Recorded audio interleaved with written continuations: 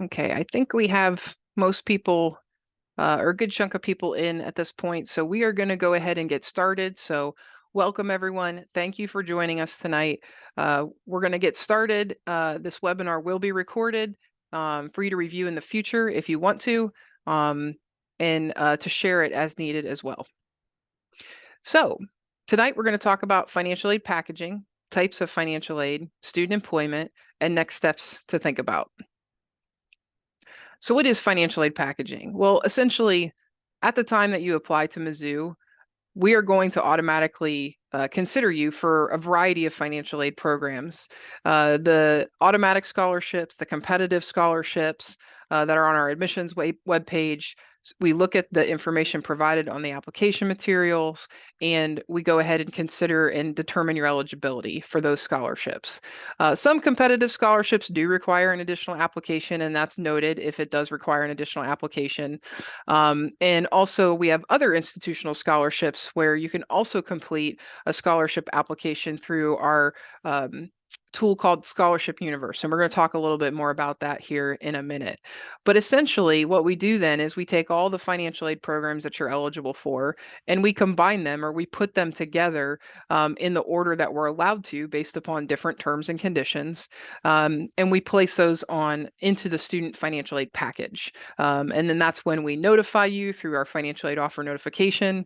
And that's when you start to get an understanding of what financial aid you qualify for, and then can start to better estimate your costs for your education and other plans that you need to make, securing loans, that sort of thing, to help you pay for your education. One of the ways I like to tell families to think about it is to think about coupons, because not all financial aid programs can be combined together.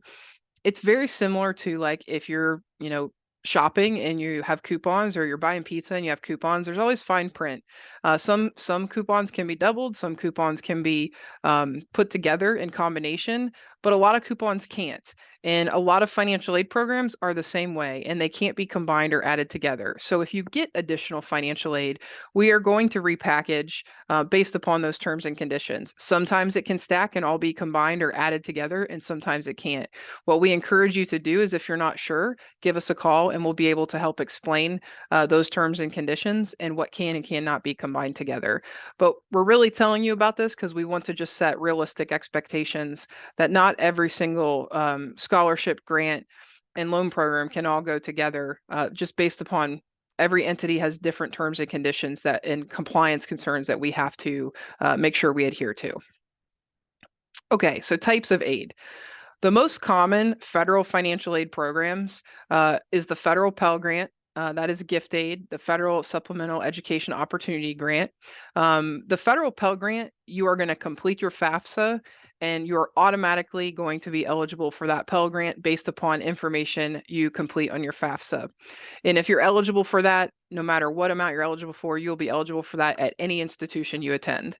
The Federal Supplemental Education Opportunity Grant, as we affectionately call SEOG, that is not something that is given at every single institution equally.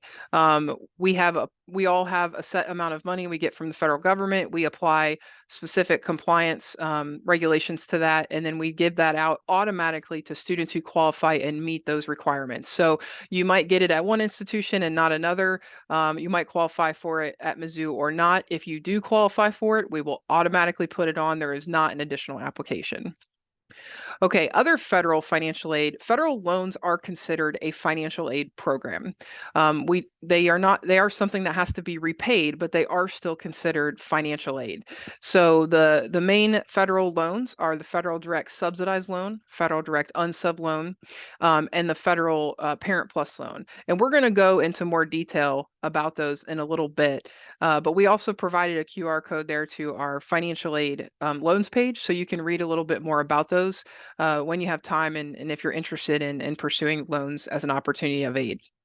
Another really common financial aid program from the federal government that we get a lot of questions about is federal work study. Now, you had to indicate on your FAFSA that you were interested in obtaining a federal work study position.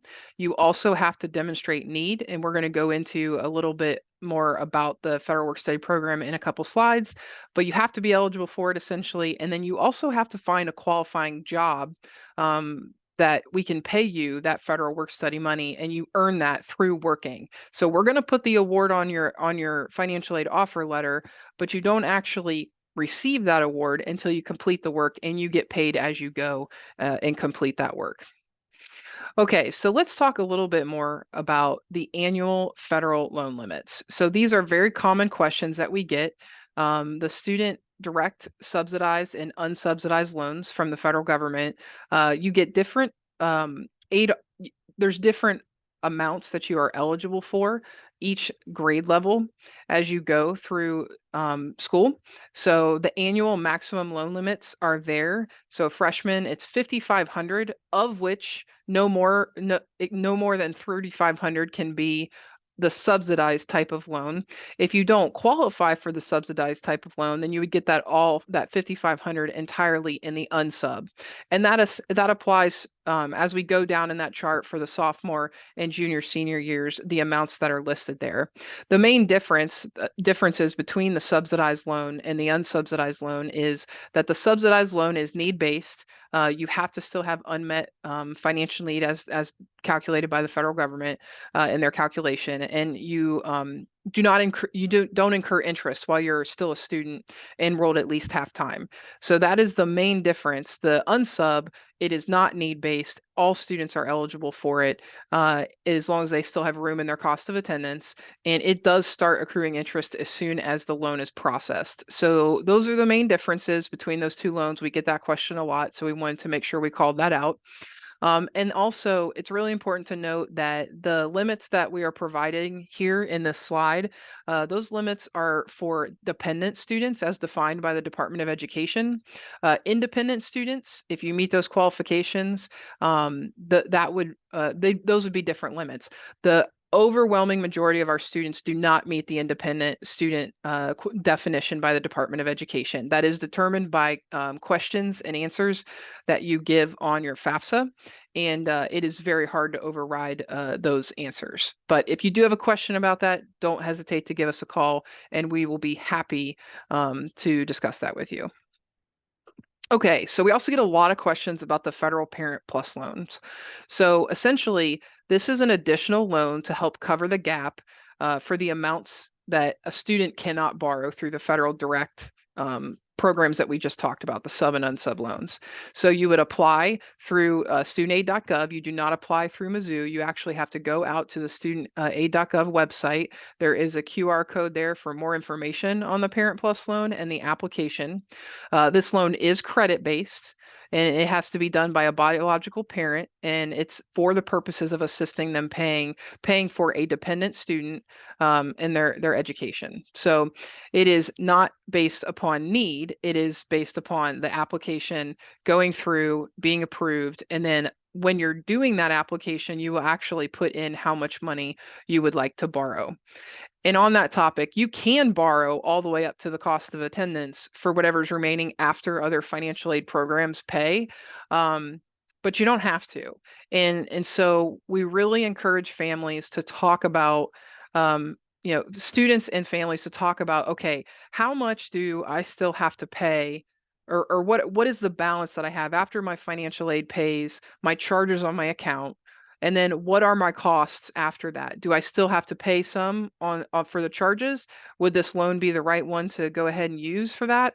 Or do I also need other living expenses, and really put together a plan and a budget for the entire year, because you really want to try to nail down how much you're going to need for the year and do one application for that Parent Plus loan if this is one of the options that you're going to pursue. And while we're talking about loans, this is not a federal loan, but there's also an option for private student loans. And so private loans are also an option to help fill that financial gap that we talked about. The QR code for our app, for our tool that you can go out and compare different lenders to find out what's the best lender for you and what you should be using. Um, that is the QR code is there for you. And you can also, there's other options. You might be able to get a private loan from a bank that or that you already have a relationship with for the educational costs. Things to consider when you're comparing what loans to take. We always encourage families, students, if you qualify for the sub and unsub, those are the best interest rates, especially the sub. You take those out first as the student. Um, and then if you still have a gap to cover and you want to use other educational loans, the Parent Plus loan and the private loans, when you're comparing those, things you want to look for are essentially interest rates, other terms and conditions, repayment options. Private loans might have different repayment options than a Parent Plus loan. So it's hard for us. A lot of families ask us, what loan should I take, or help me decide what loan to take. Unfortunately, every student situation is different, and we can't tell you which loan to take, but we can encourage you of what things to think about when you're reading through and selecting the best loan for you. So if you have more specific questions about what types of loans are out there, or you're reading about information and you want to learn more about it, we're happy to help educate you on the different types of loans, but we can't necessarily encourage you to take one or the other. We can just help you, lead you to the information so you can make the best financial decision to cover those educational costs through the variety of loan programs that are out there. Okay, so now we're going to talk a little bit about some of the state of Missouri financial aid programs. So the most common ones that are out there is the Access Missouri grant. That's a need-based grant. And also a very common scholarship that's merit-based is the Bright Flight. So those two awards are the very most common that we have and we get for students from the state of Missouri. Some other popular state aid programs are the Wartime Veterans, Public Service Officer Survivor Grant, Fast Track, and then there are also several more. So, but these are some of the ones that we see the most often, and we work with students the most often to get those on their account. So right now, the link is there. These are the awards that we see the most often. So please don't hesitate to go out and look at more of those options, but give us a call if you have any questions on any of the state aid programs. The state is also a really good resource. You can call them and talk to them as well about how to qualify for those programs. Okay, so automatic and competitive scholarships. We award these. These are what we talked about at the time of admission. We look at the information provided on the admission application and we determine if you are eligible for an automatic or a competitive scholarship. And we are looking at your high school or your transfer academic record to determine that eligibility. The QR code is there for some more information on scholarships. Some of the important notes that we just want to call out for common questions that we get is it's really important to review the annual renewal criteria so you are aware and know what you need to do to accomplish um, maintaining that scholarship. It could be GPA, could be it could be meeting satisfactory academic progress, so forth and so on. So we really encourage you to go out there and make sure you're following those renewal criteria. You can receive these scholarships for up to 4 years. You have to maintain enrollment consecutively in the fall, spring semesters, all 4 of those years. If you stop out, you will not automatically get this scholarship back. If you go to another institution, you definitely will not get it back. So if you are thinking about stopping out or going to another institution, I strongly encourage you to talk to us, and so you know what your eligibility will be for financial aid programs when you come back. These programs do not apply to the summer term. You do have to be enrolled full time to receive them. And the award amounts remain consistent from the time that you enroll for what you were originally awarded at the time of admission. So what sometimes happens is every year, all of these scholarships are analyzed and the next incoming class or a future incoming class is going to receive a different amount. That happens. but a continuing student will stay at the amount that they were awarded initially at the time of admission. They do not get a different amount based upon an incoming class. So that's really important, and that's a common question that we get. Non-resident students that gain residency, they are no longer, if they were receiving like a Mark Twain or a Black and Gold, uh, they will no longer receive or be eligible for an automatic or a competitive scholarship. So that's really important, and I just wanted to make sure that you all are aware of that ahead of time. Just because you change your residency does not then qualify you for the resident version of the scholarship. So again, we're just trying to make sure everyone is aware of the terms and conditions that go along with these scholarships. But if you have any questions, don't hesitate to give us a call. Okay, so Missouri Land Grant. So we have had this since 2018. We have helped thousands of students cover their tuition and fees. And essentially what this is a promise to cover any remaining tuition and mandatory fees for a Missouri resident who's Pell eligible after other financial aid. So after other federal, state, and some of our Mizzou scholarships pay, the land grant comes in and pays the rest of the tuition. So it's a really good opportunity for students to get their tuition covered in full after other financial aid programs pay. You can receive this for up to 10 semesters if you continue to maintain the eligibility requirements. Um, the eligibility requirements are there on the screen, but essentially you have to be a Missouri resident at the time of admission. You have to be pursuing your first undergraduate bachelor's degree. You have to be full time in order to keep this, except if it's your last term for graduation. You have to complete your FAFSA by our published priority deadline every year. Okay, so that's really, really important. Please mark your calendars to make sure to remind yourself to go out and complete that by our published deadline. And then obviously you have to maintain Pell Grant eligibility as determined by the FAFSA, and you have to continue to meet the federal satisfactory academic progress regulations. The MU grant is another need-based grant that we offer here at Mizzou, and it's designed to help both non-resident students and Missouri residents that are not necessarily federal Pell Grant eligible, but they still have a higher unmet need. And so this is another need-based grant to help to help cover that gap and provide more access and affordability for students. So this really works at the time of admission. We're going to review all types of information, FAFSA information, academic information, other scholarships you're receiving, and then every single student's award is going to vary.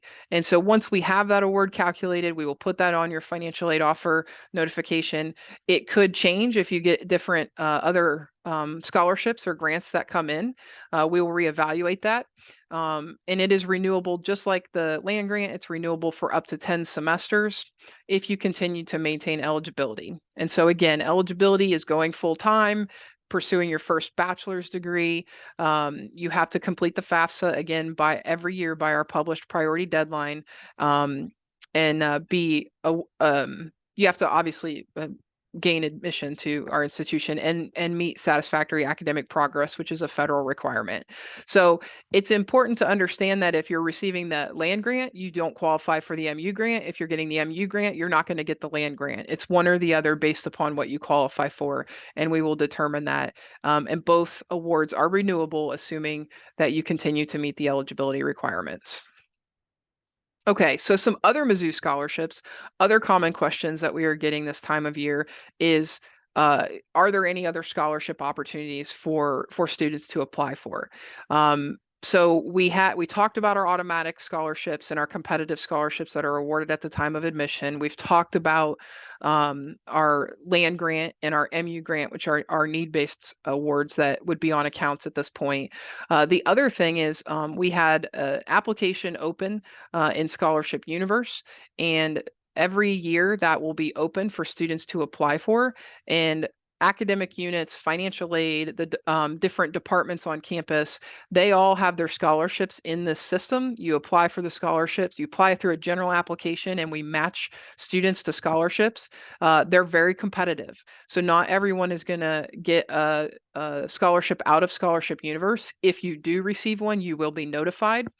Um, but I can tell you, I'm not trying to burst any bubbles or anything like that. But at this point, for incoming freshmen and transfers, pretty much all of our scholarships for incoming have been awarded. And so that's why I have that little bubble over there, 99%. I put 99% because on the off chance that an academic unit decides to give more dollars to an incoming freshman, or if there's a new scholarship that comes available that they want to give out, then that will happen. And so that's that 1%. But at this point, students should make plans based upon the current financial aid package that they have from the university, and start making plans for budgeting, smart borrowing of loans, and or working and borrowing at the same time. Those are big considerations to make, and we understand that. But again, every year you can apply for these types of scholarships, but you do have to apply annually to be considered, and they're competitive. And we have way more applicants than we do the number of scholarships to give. So we try to give the love out to as many students as we can to help them with their educational costs. Okay. Private, external, or outside scholarships. So this is where, at this point, we talked about 99% of our scholarships already being awarded. This is where students can maybe still capture some more gift aid. So a lot of scholarships through these various websites, they're all external. We have no control. We have no idea when they get awarded, who receives them. If you apply for them, we're not going to be notified other than if they send us the money to put on your account.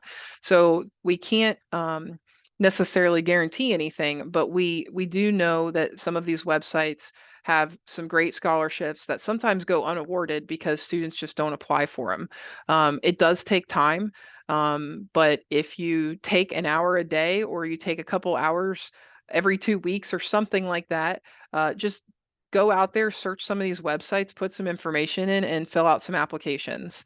You never know.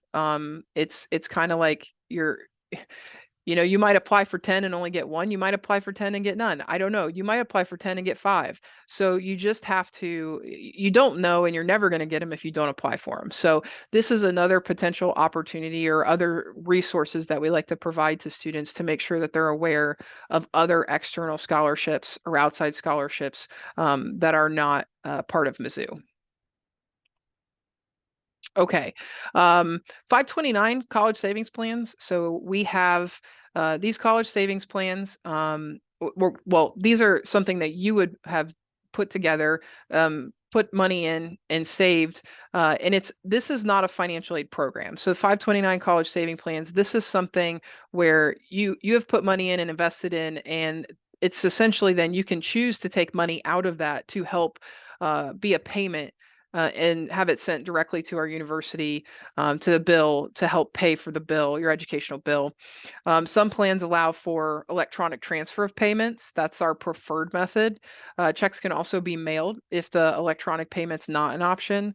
We do ask that you allow 10 to 14 days before contacting us to give us time to receive that money and actually process the payment.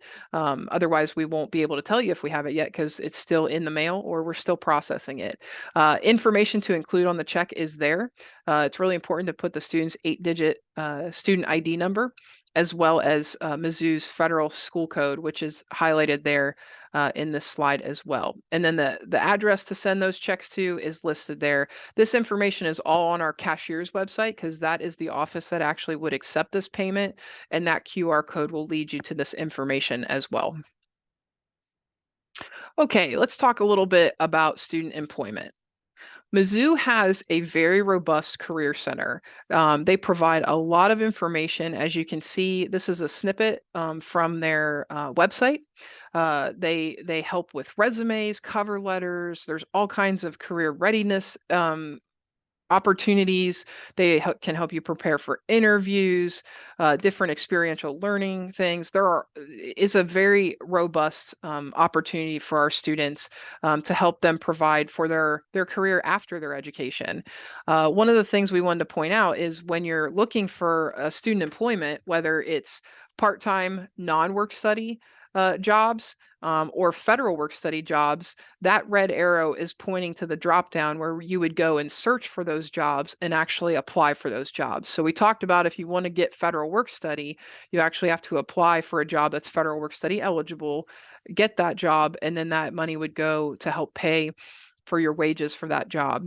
But there are also many jobs on campus that do not require federal work study eligibility. So we wanted to call this out and make sure that you guys are aware of this and you explore all options for potentially working and helping offset some of those costs for your education.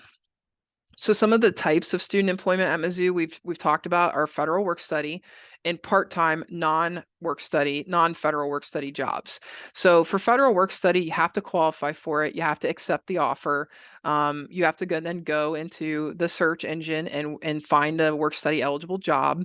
You can apply for the one position only to receive that federal work study. I mean, you can apply for more, but you can only take it for one position.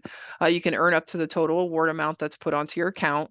Total of 5 to 6 hours weekly, and at minimum, you'll receive the state minimum wage, and it's a biweekly paycheck that you receive it. That biweekly paycheck goes straight to you. It does not get applied directly to your student bill. Okay, other part-time jobs are all students can apply for those. You do not have to be federal work study eligible. If you search Handshake, hiremizzoutigers.com, that's another great place to look for those jobs. You can apply to several positions. Again, state minimum wage is the minimum work number of hours based upon on the position and what your availability is for class. And again, that's a biweekly paycheck as well. Okay, so what other things to think about next? We really want students and families to look at critical next steps to review terms and conditions for financial aid eligibility. That's really critical as your eligibility might change for a variety of reasons, and or you get additional financial aid. Remember at the beginning of the presentation, we talked about the fact that you may not be able to stack certain coupons together. So some of those terms and conditions outline that, or it's outlined in the sections where the scholarships are described and information is provided about those. Logging into your Mizzou and checking your to-do list is absolutely critical. Please do not wait until July or August. Volume starts to go up very quickly in terms of the number of inquiries we get, and it's very hard for us to process the volume of inquiries if everyone waits till July or August to start processing. And oftentimes there's a back and forth that we have to do, and you have to collect tax documents, and sometimes that's not easy to do right away. And we don't want to delay your financial aid package being finalized and being dispersed to your student bill. Once you're in your to-do list and you click on those outstanding to-do list items, there's actually a lot of really great details in there. And if you look at those details, it should lead you to exactly what you need to do. But if you have any questions and you don't understand what we're asking for, please go ahead and contact us. Please do not wait to contact us. The questions don't get easier or get answered if you wait. So we would much rather have you contact us so we can get this taken care of for you. Again, so your financial aid is timely applied to your account. Okay, another thing students you want to consider doing is if you want to grant others access to your information. So you can do that through Mizzou One. That's the easiest way to do it. Here, these tasks over on the right-hand side in the screenshot, that really gives you a really good idea of the different options you have for granting access. I encourage you to click on those, read through them, and give the appropriate access that you want. If you don't give that access once you become a student, it is we can't talk to your parents or a legal guardian or anyone that you would want us to talk to. We're not allowed to by law. So unless you give us the access to do so. So we're protecting your privacy there. And so we encourage you to go ahead and have those completed. So we can talk to whomever you want us to talk to without any issue. Okay, we have another webinar coming tomorrow night. This is options for out-of-state Tigers. That's going to focus on students that don't live in the state of Missouri, and we are excited about that one as well. So for anyone who's a non-resident, we encourage you to attend that tomorrow night as well. The other thing is if you still have questions, all of these webinars, we are trying to give you a baseline of knowledge. It's very hard for us to go into specifics because every student's account is so different. So please, if you have questions, not a problem, give us a call. We are also doing some Zoom drop-in sessions next week where we're literally going to be sitting in a Zoom room, and we're going to have separate Zooms, breakout rooms where from 4 to 6 p.m. on the dates listed there, the 25th, the 26th, and 27th. And we can talk to you about your personal account and make sure you get all your questions answered and make sure we have everything taken care of. If you can't make the Zoom sessions and you still have questions, our email's there, our phone's there. Put a QR code to booking a financial appointment with us. Don't wait. We do get fully booked very quickly in our appointments. And so I strongly encourage you not to wait, and book an appointment and give us a call or email us with your questions as soon as possible. So that is it for tonight. We, thank you for joining us. We are really excited to have you as a Tiger. And so if you have any other questions about financial aid, please do not hesitate to give us a call. Contact us, ask those questions. We're here to help. And I hope everyone has a great night. Thanks, and go Tigers.